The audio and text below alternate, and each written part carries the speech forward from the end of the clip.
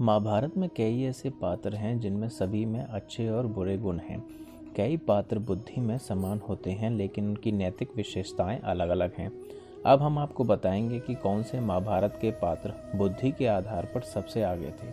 दोस्तों, हमारे चैनल कौशिक मित्र को लाइक करें, शेयर करें और सब्सक्राइब करें ताकि हम आपके पास ऐसी जानकारी लाते रहें। तो 10 नंबर पर हैं, तमाम बुराइयों के बावजूद दुर्योधन काफ़ी बुद्धिमान था।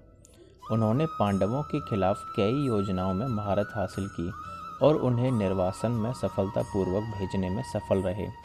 दुर्योधन शायद जानता था कि वह गलत पक्ष में है, लेकिन वह अपनी ईर्ष्या और जुनून में इतना भस्म हो गया था कि शकुनी द्वारा उकसाए जाने पर उसने हमेशा गलत का काम करना चुना। कुरुक्षेत्र युद्ध से बचने वाला एकमात्र कौरव। कुरुक्षेत्र युद्ध शुरू होने से ठीक पहले वह पांडवों की ओर से धर्म के पक्ष में जाने के लिए पर्याप्त बुद्धिमान था। कहा जाता है कि सहदेव अपने सभी भाइयों में सर्वोच्च ज्ञान प्राप्त किया था। हालांकि उन्हें अपनी बुद्धिमत्ता पर गर्व था और उन्होंने महाकाव्य में कोई बड़ा निर्णय नहीं लिया। युधिष्ठिर धर्मराज के नाम से जाने जाते थे। धर्म का पूर्ण ज्ञान होने के बाद भी उन्होंने न केवल अपने राज्य बल्कि अपनी रानी को भी दांव पर लगा दिया। हालांकि उनके पास बहुत ही कुशलता और बुद्धिमत्ता थी, अर्थात उन्होंने यक्ष के प्रश्नों के उत्तर देकर अपने भाइयों की जान बचाई और एक धर्मी राजा होने के नाते उनकी काफ़ी लोकप्रियता थी।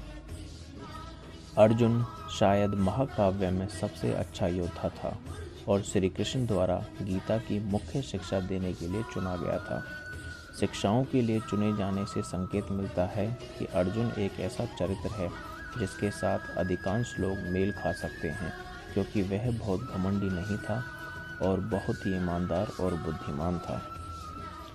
पांडवों में भीम सबसे विश्वसनीय पांडव प्रतीत होता है, क्योंकि वह अकेला था जिसने कम से कम द्रौपदी के अपमान पर अपना गुस्सा व्यक्त किया।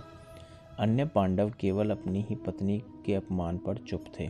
भीम ने ही युधिष्ठिर को जयद्रथ को मृत्युदंड देने की सलाह दी थी। पांडवों की माता बहुत ही बुद्धिमान महिला थी। लाक्षागृह की घटना के बाद वह कुंती ही थी जिन्होंने पांडवों की दिन प्रतिदिन की गतिविधियों के लिए निर्णय निर्माता थी, चाहे वह भीम को बकासुर से लड़ने के लिए जाने के लिए कह रही हों या उनके भोजन का राशन। चीरहरण की घटना के बाद उसने द्रौपदी को काफ़ी सांत्वना दी थी और पांडवों को 13 साल के वनवास में भेजे जाने के बाद हस्तिनापुर महल में न रहने का विकल्प चुना। कुंती ने इस तथ्य को छुपाया कि कर्ण उनका सबसे बड़ा पुत्र था। सामाजिक कारणों से वह युद्ध के समय जब इसकी सबसे अधिक आवश्यकता थी तब इस बात को बाहर लेकर आई।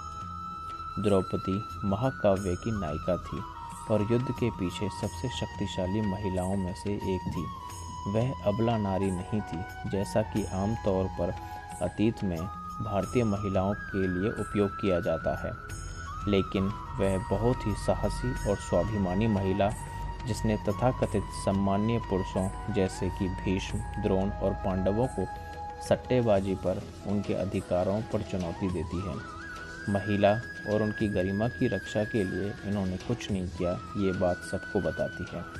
गांधारी भी एक बहुत ही धर्मी महिला थी जिन्होंने द्रौपदी के अपमान पर सभी को फटकार लगाई और धृतराष्ट्र से हमेशा पांडवों के साथ अपने पुत्रों के समान व्यवहार करने का आग्रह किया। अभिमन्यु वास्तव में एक बुद्धिमान व्यक्ति थे।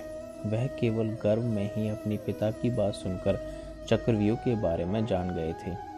वह श्री कृष्ण के संरक्षण में थे जिन्होंने उन्हें पांडवों के वनवास के दौरान युद्ध की कला सिखाई और उन्हें एक अत्यधिक कुशल योद्धा बनाया। कोई व्यक्ति जिसे स्वयं कृष्ण द्वारा प्रशिक्षित किया जाता हो, उसे बुद्धि के पैमाने पर उच्च होना चाहिए। महाभारत युद्ध के पीछे का मास्टरमाइंड। पांडवों को नीचे लाने के लिए कई साजिशों के पीछे शकुनी का हाथ था। भीम के भोजन को जहर देने से लेकर पांडवों को लाक्षागृह में रखने की व्यवस्था करने से लेकर पासा खेल और अंत में कुरुक्षेत्र युद्ध तक। महाभारत युद्ध के पीछे शकुनी की साजिशें प्रमुख कारण थे और ऐसा करके उन्होंने अंततः कुरु वंश को नष्ट करने की अपनी इच्छा को पूरा किया। श्री कृष्ण के बाद महाभारत में सबसे बुद्धिमान व्यक्ति विदुर होंगे। विदुर से भीष्म पितामह ने भी सलाह ली थी। हस्तिनापुर के कई अन्य बुजुर्गों जैसे कि भीष्म और द्रोण, जो कि खुद को सिंहासन से बंधा हुआ समझते थे, इसके विपरीत विदुर हमेशा धर्मी पांडवों का पक्ष लेते थे। वह एकमात्र ऐसे व्यक्ति थे जिन्होंने द्रौपदी के चीरहरण का कड़ा विरोध किया था। धृतराष्ट्र को भी वे हमेशा खुलकर सलाह देते थे। अगर धृतराष्ट्र ने विदुर की सलाह पर ध्यान दिया होता तो महाभारत का युद्ध टाला जा सकता था। दोस्तों, आपको हमारी यह जानकारी कैसी लगी, कृपया कमेंट सेक्शन में बताएं। धन्यवाद।